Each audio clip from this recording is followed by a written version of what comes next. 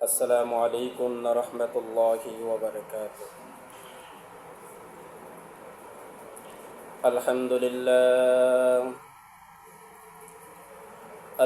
لله وكفى وسلام على عباده الذين اصطفى. أما بعد فأعوذ بالله من الشيطان الرجيم. بسم الله الرحمن الرحيم. واعبدوا الله ولا تشركوا به شيئا وبالوالدين إحسانا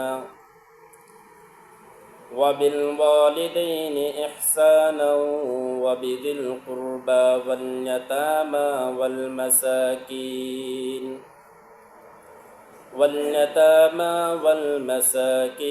والجار ذي القربى والجار الجنب والصاحب بالجنب وابن السبيل وما ملكت أيمانكم إن الله لا يحب من كان مختالا فخورا. وقال النبي صلى الله عليه وسلم: ألا كلكم راع وكلكم مسؤول عن رعيته، أو كما قال النبي عليه الصلاة والسلام.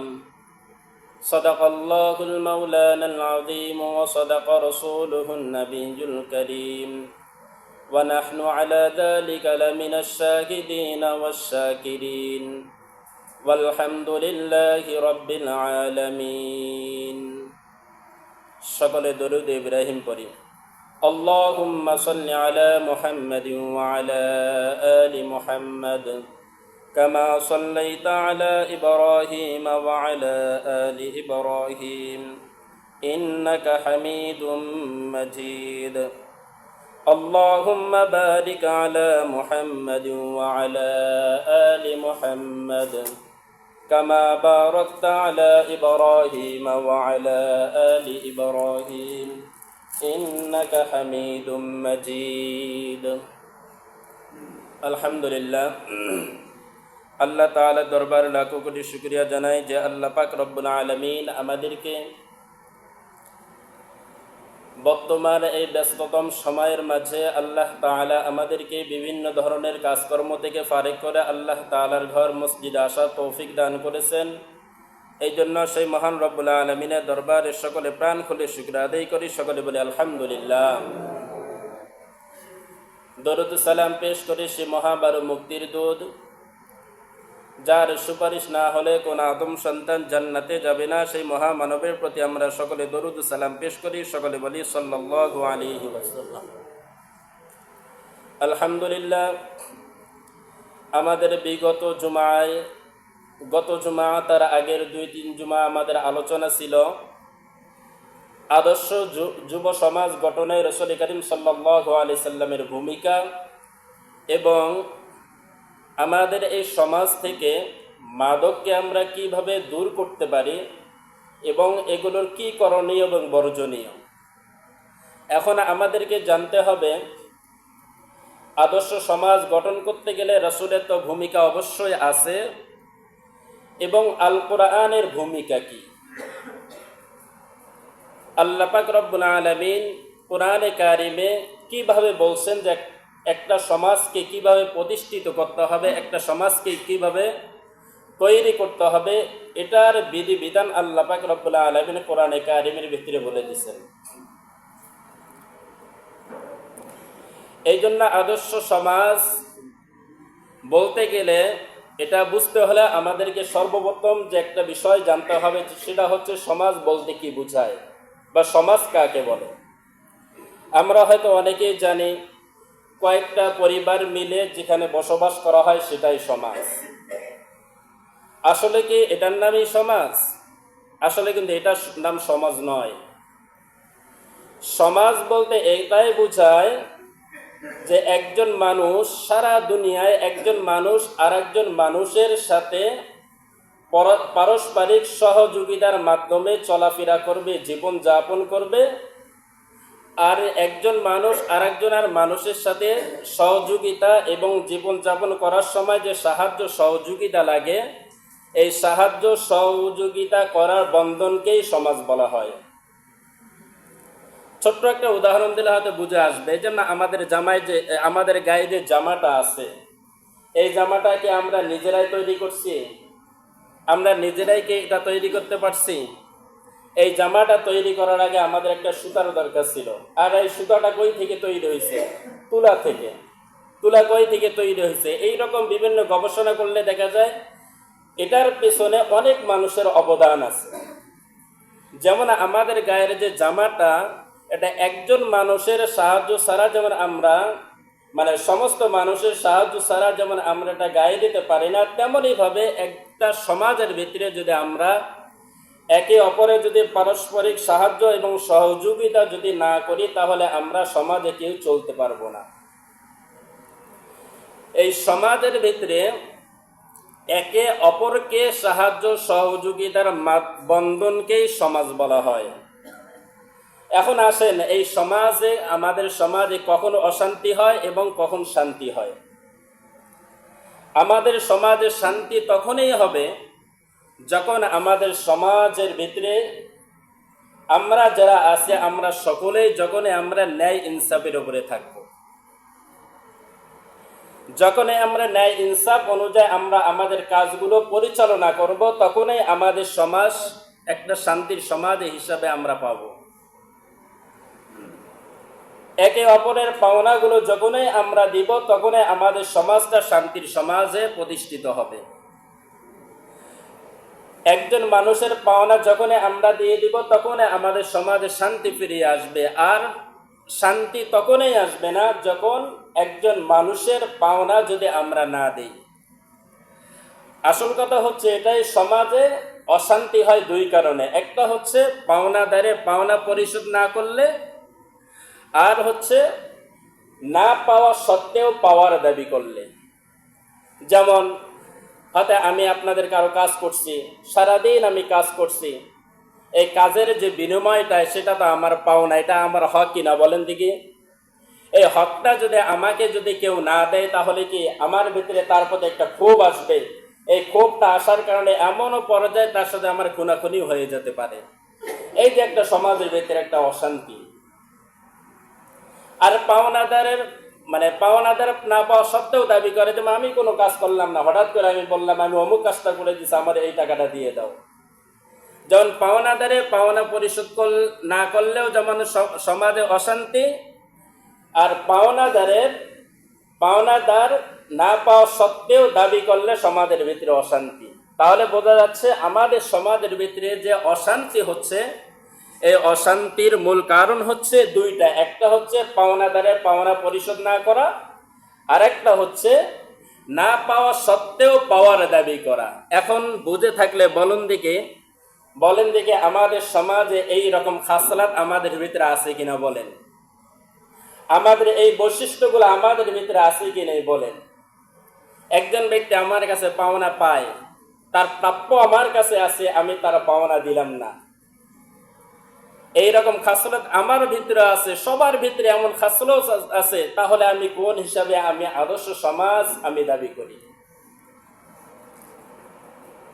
এই জন্য আদর্শ সমাজ গঠন করতে হইলে আমাদের সর্বপ্রথম যে কাজটা, সেটা হচ্ছে পাওনাদারের পাওনা পরিশোধ করতে হবে, আর যারা পাবে না তাদের দাবিটা ছেড়ে দিতে হবে। এখন আমরা জানি না আমাদের কার কাছে কার কি পরিমাণ পাওনা আছে। আমরা কেউ জানি না কার কাছে কি পরিমাণ পাওনা আছে। আমরা এখানে যারা বসে আছি প্রত্যেকের কাছে প্রত্যেকের কিন্তু পাওনা আছে। আমার কাছে আপনাদের পাওনা আছে, আপনার কাছে আমার পাওনা আছে। আমি যে মানুষ, আমার কাছে সমস্ত মাখলুকাতের পাওনা আছে। আমার কাছে সমস্ত মাখলুকাতের পাওনা আছে। যখন আমি পাওনাগুলো আমি পরিশোধ করব, তখনই আমাদের সমাজের ভিতরে শান্তি ফিরে আসবে। আর যখন আমরা পাওনাগুলো পরিশোধ করব না, তখনই আমাদের সমাজটা একটা অশান্তির সমাজ হয়ে যাবে। এই জন্য কার কাছে কি পরিমাণ পাওনা আছে, আর এই পাওনাগুলো যাতে মানুষ বেশ কম না করে সঠিকভাবে মানুষের কাছে পৌঁছে দেয়, এর প্রেক্ষিতে আল্লাহ পাক রব্বুল আলামিন কোরআনে কারিমের অসংখ্য জায়গায় আল্লাহ তাআলা মানুষের পাওনাগুলোকে, কার কাছে কার কি পরিমাণ পাওনা আছে, এগুলো আল্লাহ পাক রব্বুল আলামিন উল্লেখ করছে কোরআনে কারিমে। সুতরাং এ কথাতে আমরা এটাই বুঝতে পারি, আমরা যদি আমাদের সমাজকে যদি আদর্শ সমাজ যদি আমরা গঠন করতে চাই, তাহলে কোরআনের অনুকরণ এবং কোরআনের অনুসরণ ছাড়া কখনো সম্ভব নয়। কোরআনের অনুসরণ ছাড়া, কোরআনের অনুশাসন ছাড়া কখনোই আমাদের সমাজকে গঠন করা সম্ভব নয়। তার কারণ কোরআনে কারিমের ভিতরে আল্লাহ পাক রব্বুল আলামিন এই দুনিয়াটা কিভাবে পরিচালনা করতে হবে, একজন মানুষ দুনিয়াতে কিভাবে তার জীবন যাপন করবে, প্রত্যেকটা বিষয় আল্লাহ পাক রব্বুল আলামিন কোরআনে কারিমের ভিতরে স্পষ্ট করে বলে দিয়েছেন। অতএব যারা এই কোরআনকে আঁকড়ে ধরছে, যারা এই কোরআনের বিধি বিধানগুলো মেনে চলছে, তারাই দুনিয়াতেও সফলকাম, আখিরাতেও সফলকাম। তারা দুনিয়াতেও কামিয়াবি হয়েছে, আখিরাতেও কামিয়াবি হয়েছে। তার কারণ কোরআনটা হচ্ছে একজন মানুষের জীবন চলার একটা পাথে। এই জন্য একজন শিল্পী তার কণ্ঠে বলছেন যে, সমাধান চাও যদি জীবনে মরণে, সমাধান চাও যদি জীবনে মরণে, ফিরে চাও খুঁজে নাও চোখ রাখো কোরআনে। এই জন্য উনি গজলের মাধ্যমে কথাগুলো বলছে যে, যদি তুমি তোমার জীবনের সব কিছু সমস্যার সমাধান করতে চাও, তাহলে কোরআনকে বেছে নাও। তার কারণ এই কোরআনকে যারাই বেছে নিচ্ছে, এই কোরআনকে যারাই গ্রহণ করছে, তারাই দুনিয়াতে সকল সমস্যা থেকে, তারা সকল ধরনের সমস্যা থেকে তারা মুক্তি পাইছে। আর যখন এই কোরআনকে তারা ধারণ করে নাই, কোরআনকে গ্রহণ করে নাই, তারাই দেখবেন সমাজের ভিতরে যত ধরনের অশান্তি, যত ধরনের অন্যায় অবিচার তাদের ভিতরেই আছে। এই জন্য বুঝতে হবে, আমাদের সমাজের ভিতরে যদি শান্তি যদি আমরা ফিরিয়ে আনতে চাই, তাহলে অবশ্যই আমাদেরকে এই কোরআনের অনুশাসন এবং কোরআনের অনুকরণ আমাদেরকে করতে হবে। কোরআনের অনুকরণ আমাদেরকে করতে হবে। কোরআনের অনুশাসনের ব্যবস্থাপনা ছাড়া কখনো সমাজের ভিতরে শান্তি প্রতিষ্ঠিত হবে না, কখনো আদর্শ সমাজ গঠন করা সম্ভব নয়। এই জন্য আল্লাহ পাক রব্বুল আলামিন কোরআনের বিভিন্ন আয়াতের ভিতরে, বিভিন্ন সূরার ভিতরে বলছেন। আল্লাহ পাক রব্বুল আলামিন সূরাতুন নাহলের ভিতরে আল্লাহ তাআলা বলেন, ইন্নাল্লাহা ইয়া'মুরু আন তুআদ্দুল ইন্নাল্লাহা ইয়া'মুরু বিল আদলি ওয়াল ইহসান। আল্লাহ পাক রব্বুল আলামিন বলেন, ইন্নাল্লাহা ইয়া'মুরু, আল্লাহ পাক রব্বুল আলামিন আদেশ করছেন, ইয়া'মুরু বিল আদল, তোমরা ন্যায় পরায়ণতা অবলম্বন করো, ন্যায় বিচার প্রতিষ্ঠা করো। আল্লাহ পাক রব্বুল আলামিন এই আয়াতের ভিতরে বলছেন ন্যায় বিচার প্রতিষ্ঠা করতে, ইনসাফ করতে। আদল অর্থ হলো ইনসাফ করতে, ন্যায় বিচার প্রতিষ্ঠা করতে। যখন আমরা আমাদের সমাজের ভিতরে ন্যায় বিচার প্রতিষ্ঠা করব, তখন আমাদের সমাজের ভিতরে একটা ইনসাফ এসে যাবে। কিন্তু আজকে আমাদের সমাজে তো ইনসাফ বলতে কিছুই নেই। আজকে তো আমাদের সমাজের ভিতরে ইনসাফ নামক যে একটা শব্দ আছে, ইনসাফ নামক একটা যে গুণ আল্লাহর রাসূল নবী করিম সাল্লাল্লাহু আলাইহি সাল্লামের ছিল, ইনসাফ করতে যা আল্লাহ পাক রব্বুল আলামিন প্রত্যেকটা মানুষকে আদেশ করছেন, সেই ইনসাফ আজকে আমাদের সমাজের ভিতরে খুব বিরল।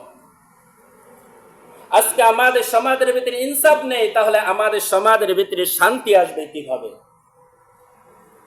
আমাদের সমাজের ভিতরে শান্তি আসবে কিভাবে? অথচ নবী করিম সাল্লাল্লাহু আলাইহি সাল্লাম তিনি এমন ইনসাফগার ছিলেন, তিনি দুনিয়াতে আসার সাথেই তিনি ইনসাফ প্রতিষ্ঠা করছেন। দুনিয়া থেকে বিদায় নেওয়ার সময় তিনি ইনসাফ কায়েম করে গেছেন। নবী করিম সাল্লাল্লাহু আলাইহি সাল্লাম দুনিয়াতে আসার পরে হযরত হালিমাতুস সাদিয়া রাদিয়াল্লাহু তাআলা আনহা তাকে যখন দুধ পান করার জন্য নিয়ে গেলেন, হুজুর সাল্লাল্লাহু আলাইহি সাল্লামকে যখন তার দুধ পান করার জন্য দিলেন, হুজুর সাল্লাল্লাহু আলাইহি সাল্লাম হালিমাতুস সাদিয়ার শুধু ডান পাশের যে স্তন আছে, সেই স্তন থেকে সে দুধ পান করছিল। বাম পাশে স্তন থেকে সে দুধ পান করে নাই। হালিমাতুস সাদিয়া রাদিয়াল্লাহু তাআলা আনহা পয়গম্বর আরবি সাল্লাল্লাহু আলাইহি সাল্লামকে একটু বড় হওয়ার পর জিজ্ঞাসা করলেন, বাবা মুহাম্মদ, আমি তোমাকে অনেক চেষ্টা করছি বাম পাশে দুধ পান করাতে, কিন্তু তুমি দুধ পান করো নাই, কারণটা কি? মুহাম্মদ সাল্লাল্লাহু আলাইহি সাল্লাম তার মাকে বললেন, মা, আমি শুধু ডান পাশে দুধ পান করেছি, বাম পাশে দুধ পান করি নাই। কারণ হলো এটাই, আমার সাথে আমার একটি ভাই আছে, আমি বাম পাশে দুধ পান করি নাই। এই বাম পাশে যে দুধটা ছিল, স্তনটা ছিল, এটা হচ্ছে আমার ভাইয়ের হক। যাতে আমার ভাইয়ের হকটা নষ্ট না হয়ে যায়, এই কারণে আমি বাম পাশের স্তন থেকে আমি দুধ পান করি নাই, ডান পাশের স্তন থেকে সবসময় আমি দুধ পান করছি। ও মুসলমান, দেখেন শিশু মুহাম্মদ সাল্লাল্লাহু আলাইহি সাল্লাম সে ছোট থেকে সে ইনসাফ প্রতিষ্ঠা করছেন। আর আজকে আমাদের সমাজের ভিতরে আমরা আরেক ভাইকে ঠকানোর জন্য মা বাবাকে আমরা ঘুমের ট্যাবলেট খাওয়াই দিয়ে 4 দিনের জন্য ঘুম পাড়ায় আমরা টিপসই নিয়ে আমরা জমি নিয়ে নিই। আমাদের সমাজের ভিতরে আছে কি নাই বলেন? সারা পৃথিবীর ভিতরে এমন একটা অবস্থা হয়ে গেছে, ভাই ভাইকে ঠকাইতেছে, বাবা ছেলেকে ঠকাইতেছে, বোন তার বোনকে ঠকাইতেছে, মা তার সন্তানকে ঠকাইতেছে। এই ঠকানোর কারণে আজকে আমাদের সমাজের ভিতরে এত অশান্তি, আমাদের সমাজের ভিতরে এত বিশৃঙ্খলা। এই ইনসাফ নামক গুণটা না থাকার কারণে আজকে আমাদের সমাজের ভিতরে এত অন্যায় এবং অবিচার। অথচ আল্লাহ পাক রব্বুল আলামিন এই ইনসাফের কথা আল্লাহ পাক রব্বুল আলামিন বলছেন, ওয়ালা ইয়াজরিমান্নাকুম শানাআনু কওমিন আলা আল্লা তা'দিলু ই'দিলু হুয়া আকরাবু লিত-তাকওয়া। আল্লাহ পাক রব্বুল আলামিন সমস্ত মানুষদেরকে উদ্দেশ্য করে বলেন যে তোমরা কাফেরদের সাথে শত্রুতা বশত তোমরা তাদের সাথে বেইনসাফি করো না, তোমরা তাদের সাথে বেইনসাফি করো না। যেখানে আল্লাহ পাক রব্বুল আলামিন কাফেরের সাথে ইনসাফ করার কথা বলছেন, কাফেরদের সাথে ইনসাফ ভিত্তিক বিচার করার কথা আল্লাহ তাআলা বলছেন, সেখানে আজকে আমরা মুসলমানরা কাফেরদের সাথে তো ইনসাফ করেই না, ওটা তো দূরে থাকলো। আমরা আজকে আমার নিজের জাতি ভাই মুসলমান ভাইকেও বাদ দিলাম, আজকে আমি আমার নিজের ভাইয়ের প্রতি আমি আজকে ইনসাফ করতেছি না। তাহলে আমার সমাজের ভিতরে ইনসাফ আসবে কিভাবে? এই জন্য সমাজের ভিতরে যদি আমি শান্তি যদি প্রতিষ্ঠিত করতে চাই, শান্তি যদি আমি সমাজের ভিতরে আনতে চাই, তাহলে অবশ্যই আমাকে ইনসাফ ভিত্তিক কাজ করতে হবে। যা কাজ করব সব কাজ আমাকে ন্যায় সঙ্গত ভাবে করতে হবে। আল্লাহ তাআলা সূরাতুন নিসার ভিতরে এক আয়াতের ভিতরে বলেন, ইন্নাল্লাহা ইয়া'মুরুকুম আন তুআদ্দুল আমানাতি ইলা আহলিহা। আল্লাহ পাক রব্বুল আলামিন বলেন, আল্লাহ তাআলা নিশ্চয় আল্লাহ পাক রব্বুল আলামিন তোমাদেরকে আদেশ করছেন, ইয়া'মুরুকুম আন তুআদ্দুল আমানাতি ইলা আহলিহা, যে হকদারদের যে হকগুলো আছে সেই হকগুলো তাদের কাছে যথাযথভাবে পৌঁছাইয়ে দাও।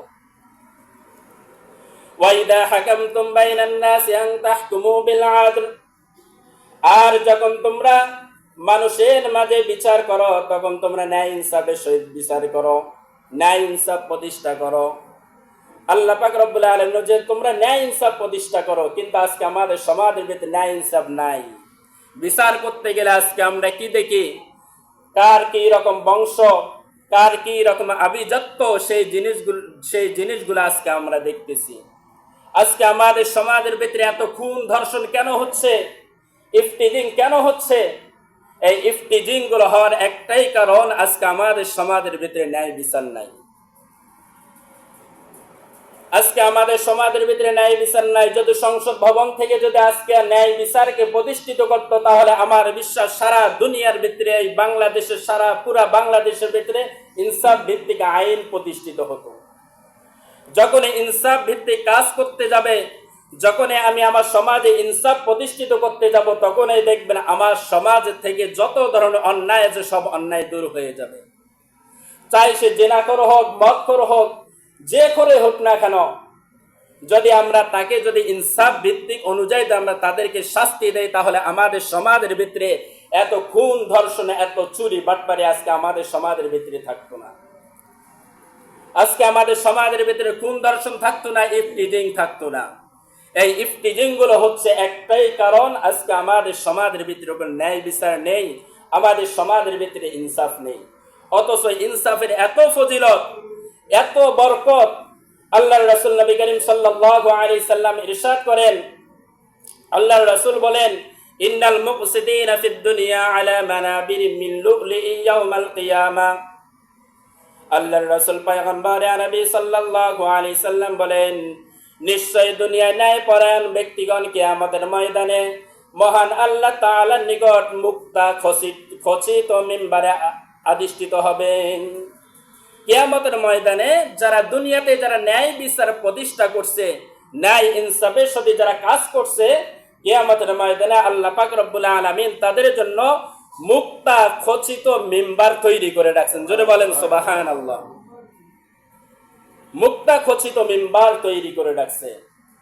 এই তৈরি করে রাখার কারণটা কি? আল্লাহর রাসূল বলেন, বাইনা ইয়াদাইর রহমান বিমা আকসাতু ফিদ দুনিয়া। আল্লাহর রাসূল বলেন, এই মুক্তা খচিত মিম্বার তাদের জন্য তৈরি করে রাখছে, কারণ হলো এটাই তারা দুনিয়াতে তারা ন্যায় বিচার প্রতিষ্ঠা করছে। দুনিয়াতে যখন তারা কোনো বিচার করতে গেছে, সেখানে তারা ন্যায় অনুযায়ী ন্যায় সঙ্গতভাবে তারা বিচার করছে, ন্যায় সঙ্গতভাবে তারা বিচার করছে। রাসূল করিম সাল্লাল্লাহু আলাইহি সাল্লাম যখনই তিনি বিচার করতে গেছেন, এই বিচার করার সময় তিনি কাউকে পরোয়া করেন নাই, তার মেয়েকেও পরোয়া করেন নাই, তার বংশের কাউকে তিনি পরোয়া করেন নাই। হযরত আয়েশা সিদ্দিকা রাদিয়াল্লাহু তাআলা আনহা থেকে একটা হাদিস বর্ণিত আছে বুখারী শরীফের ভিতরে। আল্লাহর রাসূল আয়েশা সিদ্দিকা রাদিয়াল্লাহু তাআলা আনহা বলেন যে মাখজুম গোত্রের এক মহিলা চুরি করছিল, আর সেই বংশটা কুরাইশ বংশের সাথে তার সম্পর্ক ছিল। কুরাইশ বংশের লোকেরা চিন্তায় পড়ে গেল, হায় রে, এই চুরির অপরাধে যদি ওই মহিলার যদি হাত কেটে দেওয়া হয়, তাহলে তো আমাদের কুরাইশ বংশের মান সম্মান নষ্ট হয়ে যাবে, ধূলিসাৎ হয়ে যাবে, আমাদের নাক কাটা পড়ে যাবে। কি করা যায় এই বিষয়ে আমরা রাসূল করিম সাল্লাল্লাহু আলাইহি সাল্লামের সাথে আমরা পরামর্শ করব বিচার মওকুফ করার জন্য। কিন্তু রাসূল করিম সাল্লাল্লাহু আলাইহি সাল্লামের কাছে সরাসরি কেউ যাওয়ার সাহস পাইল না। এখন কিভাবে করা যায়? রাসূল করিম সাল্লাল্লাহু আলাইহি সাল্লামের যে খাদেম ছিল যায়েদ ইবনে উসাবা ইবনে যায়েদ রাদিয়াল্লাহু তাআলা আনহু, তাকে পাঠিয়ে দিলেন। আল্লাহর রাসূল নবী করিম সাল্লাল্লাহু আলাইহি সাল্লামের কাছে গিয়ে তিনি সুপারিশ করলেন। আল্লাহর রাসূল নবী করিম সাল্লাল্লাহু আলাইহি সাল্লাম বলেন, হে যায়েদ, তুমি কি আমার কাছে সুপারিশ করতে আসছো আল্লাহ তাআলার শাস্তি যেটা দিয়েছে সেই শাস্তিটা কমাইতে? ওই সময় আল্লাহর রাসূল নবী করিম সাল্লাল্লাহু আলাইহি সাল্লাম যায়েদকে উদ্দেশ্য করে বললেন, ইন্নামা আহলাকাল্লাযী ক্বাবলাকুম ইন্নাহুম কানু ইযা সারাকা ফীহিমুশ শরীফ। আল্লাহর রাসূল নবী করিম সাল্লাল্লাহু আলাইহি সাল্লাম যায়েদকে উদ্দেশ্য করে বললেন, সমস্ত উম্মতকে উদ্দেশ্য করে বললেন, হে যায়েদ, শুনে রাখো, আমাদের পূর্ববর্তী যে মানুষগুলো ছিল, পূর্বসূরি যারা ছিল, তারা দুনিয়াতে ধ্বংস হওয়ার একটাই কারণ, সেটা হচ্ছে যখন তাদের গোত্রের বা তাদের ভিতরে কোনো সম্মানিত ব্যক্তি, ভদ্র ব্যক্তি যখন চুরি করত, এই চুরির শাস্তি তাদেরকে দিত না। যখনই কোনো গরিব মানুষ, অসহায় মানুষ তারা চুরি করত, তাদের উপরে তারা আল্লাহ তাআলা যে শাস্তিটা ছিল সেই শাস্তিটা তাদের উপরে প্রয়োগ করত। এই শাস্তিগুলো প্রয়োগ করার কারণে আমাদের যে পূর্ববর্তী যে উম্মত আছে তারা ধ্বংস হয়ে গেছে। মুসলমান, একটু চিন্তা করে দেখেন, আমাদের পূর্ববর্তী উম্মত যারা ছিল তারা ধ্বংস হওয়ার কারণটা কি? এই ন্যায় বিচার তারা নিজের কাঁধে নেয়নি, মানুষের কাঁধে নিয়েছে। আমার বংশ ভালো ছিল, আমার বংশ থেকে একজন চুরি করছে, একজন জিনা করছে, আমার বংশ দেখে আমি তাকে শাস্তি থেকে রেহাই দিয়ে দিলাম। এই কাজটা একজন গরিব মানুষ করছে, এই গরিব মানুষ করার কারণে তাকে আমি শাস্তি দিয়ে দিলাম। এটা কি ন্যায় বিচার? এটা কিন্তু ন্যায় বিচার নয়। এই ন্যায় বিচার প্রতিষ্ঠিত না থাকার কারণে আজকে আমাদের সমাজের ভিতরে এত অশান্তি। এই হাদিসটা একটু বুঝে থাকলে দেখেন, আজকে আমাদের সমাজের ভিতরে যে এত অশান্তি, এত অনিয়ম, এত খুন খারাপি কেন হচ্ছে? এই হাদিসের সাথে অবশ্য মিল আছে কি নাই বলেন? আজকে আমরা বিচার করতে গেলে আমরা স্বজন প্রীতি করি কিনা? আমি কিন্তু কথা কাউকে উদ্দেশ্য করে বলতেছি না এখানে, তার কারণ আমাদের সমাজ থেকে এগুলো দূর করতে গেলে অবশ্যই এগুলো আমাদেরকে বলতে হবে। আজকে মসজিদের ইমাম সাহেবরা এই কথাগুলো কিন্তু খুব কমেই বলে। চাকরি ভয় অনেকে এই কথাগুলো বলতে চায় না। তার কারণ মসজিদের ভিতরে দেখা যায়, শহরের ভিতরে অনেক মসজিদ আছে, গ্রাম অঞ্চলে অনেক মসজিদ আছে, মসজিদের সভাপতি সে সুদ খায়, ঘুষ খায়। এই সুদখোর সভাপতির কারণে আজকে মসজিদের ইমাম সাহেবগুলো এই কথাগুলো অনেকেই বলতে চায় না। কিন্তু আমাদের এটা নৈতিক দায়িত্ব যে এই কথাগুলো আমাদেরকে বলতে হবে। যদি আমরা এই কথাগুলো যদি আমরা না বলি, কিয়ামতের ময়দানে আমাদেরকে আল্লাহর কাছে জবাব দিতে হবে। এই জন্য সমাজে যদি আমি শান্তি প্রতিষ্ঠা করতে চাই, তাহলে আমাদেরকে ন্যায় বিচার আমাদেরকে আগে প্রতিষ্ঠিত করতে হবে। এই জন্য আল্লাহর রাসূল নবী করিম সাল্লাল্লাহু আলাইহি সাল্লাম ন্যায় বিচার প্রতিষ্ঠা করতে গিয়ে তার মেয়েকেও তিনি ছাড় দেন নাই। তার মেয়ের ব্যাপারে তিনি কঠোরভাবে বলছে, হে জায়েদ, তুমি শুনে রাখো, খোদার কসম করে আমি বলি, এই চুরিটা যদি আমার মেয়ে ফাতেমাও করতো, তাহলে আমি তার হাত কাটতে আমি কখনো দ্বিধাবোধ করতাম না। ও মুসলমান, আজকে রাসূল করিম সাল্লাল্লাহু আলাইহি সাল্লামের গুণ দেখেন, কেমন গুণ ছিল। ন্যায় ইনসাফ প্রতিষ্ঠা করার ব্যাপারে তার কতটা আগ্রহ ছিল। আজকে আমরা মুসলমানরা ন্যায় বিচার প্রতিষ্ঠা করতে গেলে আজকে আমরা বংশ দেখি, আজকে আমি আমার গোত্র দেখি, আজকে আমার ভাইকে দেখি। এই ন্যায় বিচার প্রতিষ্ঠা করতে গেলে এই জিনিসগুলো আমাদেরকে দেখতে হবে না। যখনই আমরা গোত্র দেখতে যাব, ভাইকে দেখতে যাব, বোনকেই দেখতে যাব, তখনই আমাদের সমাজের ভিতরে অশান্তি সৃষ্টি হবে, তখনই আমাদের সমাজের ভিতরে, দেশের ভিতরে বিশৃঙ্খলা সৃষ্টি হবে। এই জন্য সমাজে শান্তি প্রতিষ্ঠা যদি আমরা করতে চাই, তাহলে অবশ্যই আমাদেরকে ন্যায় বিচার নামক যে একটা গুণ আছে, সেই গুণটা আমাদের সকলের ভিতরে থাকতে হবে। এই জন্য মুফাসসিরিন ইকরাম বলেন, ইন্নাল্লাহ ইয়া'মুরু বিল আদল। মুফাসসিরিন ইকরাম আদল শব্দের অর্থ বর্ণনা করছেন, ব্যাখ্যা করছেন যে তোমরা সমাজের ভিতরে, আল্লাহ তাআলা আদেশ করেছেন সমাজের ভিতরে ইনসাফ প্রতিষ্ঠা করতে। সমাজের ভিতরে ইনসাফ প্রতিষ্ঠা করতে, এই আদলের অর্থ হচ্ছে সমাজে আমার কাছে কার কি পাওনা আছে, আপনার কাছে আমার কি পাওনা আছে, আমার কাছে আপনাদের কি পাওনা আছে, সেই পাওনাগুলো পরিশোধ করে দেওয়াই হচ্ছে আদল। এই পাওনাগুলো পরিশোধ করে দেওয়ার নামই হচ্ছে ইনসাফ। কিন্তু আজকে আমরা অনেকেই জানি না কার কাছে কার কি পরিমাণ পাওনা আছে। মুফাসসিরিন ইকরাম বলেন, ও বান্দা, তুমি যদি আল্লাহর বান্দা হও, তাহলে আল্লাহর কাছে তোমার পাওনা আছে। যদি তুমি নবীর উম্মত হও, তাহলে নবীর কাছে তোমার পাওনা আছে। যদি তুমি শিক্ষক হও, তাহলে ছাত্রের কাছে তোমার পাওনা আছে। যদি তুমি ছাত্র হও, তাহলে শিক্ষকের কাছে তোমার পাওনা আছে। যদি তুমি মসজিদের ইমাম হও, তাহলে মুসল্লির কাছে তোমার পাওনা আছে। যদি তুমি মুসল্লি হও, তাহলে ইমামের কাছে তোমার পাওনা আছে। যদি তুমি মাখলুক হও, মানুষ হও, তাহলে দুনিয়ার সমস্ত জীবের পাওনা তোমার কাছে আছে। যে দুনিয়া, যদি আমি মানুষ হই, তাহলে দুনিয়ার যত সৃষ্টিজীব আছে, সমস্ত সৃষ্টিজীবের পাওনা আমার কাছে আছে।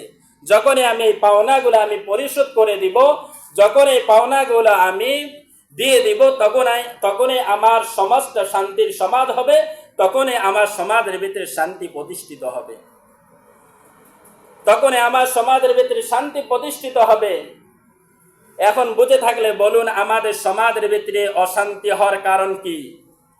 আমরা পাওনাদারের পাওনা পরিশোধ করি না। তাহলে বুঝে থাকলে বলুন দেখে, আবার আমাদের সমাজের ভিতরে অশান্তি হওয়ার কারণ কি? একটু বলেন, একটু। পাওনাদারের পাওনা পরিশোধ করি না, এবং না পাওয়া সত্ত্বেও আমি দাবি করি, না পাওয়া সত্ত্বেও আমি দাবি করতেছি। যখনই আমাদের সমাজের ভিতরে এই দুইটা চলে আসবে, তখনই আমাদের সমাজের ভিতরে অশান্তি সৃষ্টি হয়ে যাবে। এখন বলেন দেখে, এই গুণগুলো আমাদের ভিতরে আছে কি নেই? বলেন দেখে, আমাদের ভিতরে আছে কি নেই? ছোট্ট একটা উদাহরণ দিয়ে আমি শেষ করতেছি। যেমন বিবাহের ক্ষেত্রে একজন ছেলে এবং একজন মেয়ে যখন তারা বিবাহ বন্ধনে আবদ্ধ হয়, ওই বিবাহর সময় ছেলের কাছে মেয়ের পাওনা, সে পাওনা হচ্ছে ছেলের কাছে মেয়ের দেনমোহর। এই দেনমোহর দেওয়া হচ্ছে ওয়াজিব। কিন্তু শরীয়ত মেয়ের কাছে ছেলের কোনো ধরনের পাওনা রাখে নাই। যখনই একজন ছেলে বিবাহের পর তার মেয়েকে বলবে, তার স্ত্রীকে বলবে, যাও তুমি তোমার বাবার কাছ থেকে, তোমার ভাইয়ের কাছ থেকে, তোমার পরিবারের কাছ থেকে 1 লাখ 2 লাখ টাকা নিয়ে আসো, তখন সমাজের ভিতরে, সংসারের ভিতরে অশান্তি হবে কিনা বলেন? অশান্তি হবে কিনা বলেন? আজকে আমাদের সমাজের ভিতরে এত ডিভোর্স হচ্ছে কেন? এটাও একটা কারণ। অতিরিক্ত যৌতুকের কারণে, অতিরিক্ত দেনমোহরের কারণেও আজকে আমাদের সমাজের ভিতরে ডিভোর্স হচ্ছে। আর আজকে আমাদের বাংলাদেশের ভিতরে এই অতিরিক্ত দেনমোহরটা এটাও তো একটা ব্যবসা হয়ে গেছে।